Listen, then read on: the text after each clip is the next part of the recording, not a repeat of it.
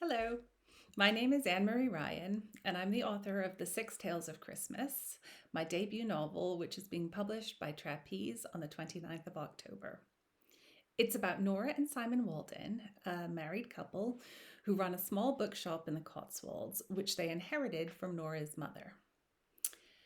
Despite the bookshop being at the very heart of its community, it's struggling financially and might not make it to the new year. The story begins in early December when a lonely old man comes into the bookshop and buys a book that's been on their bookshelves for 30 years. Inspired by this, Nora and Simon start talking about the importance of never giving up hope, and also about how books bring people together and have the power to transform lives. The extract that I'm going to read to you now takes place just after Nora and Simon have had a conversation and decided to send 6 books to strangers over the Christmas period. Nora wasn't sure if it was the O. Henry story or because the shop looked so festive, with the fairy lights twinkling away and the garland glittering on the bookshelves. Or maybe it was just the effect of the wine.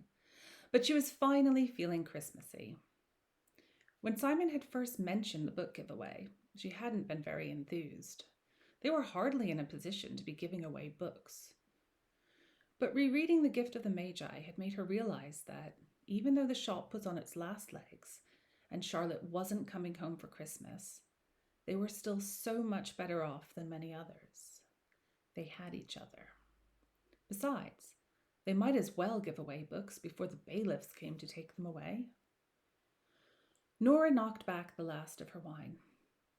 There's nothing more joyful than a good Christmas story, so that's definitely what we should give away if we're meant to be cheering people up. Hopefully, by sending out some uplifting books, they would give people hope, or at least provide an entertaining distraction. Nora knew well how comforting a good book could be. When her mum had been diagnosed with cancer, Nora had returned home from university. As she kept Penelope company at her weekly chemo treatments, she'd worked her way through Georgette Heyer's historical romances. To this day, Nora couldn't see one without smelling hospital antiseptic. But the Regency romances had been exactly the escape she needed to get through a difficult time. Stop, Nora told herself. She wasn't going to dwell on the past. She was going to focus on the present and how they could help people who were struggling this Christmas.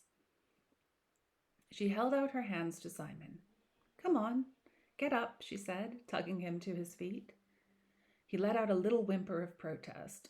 "Don't make me. The sofa's so comfortable."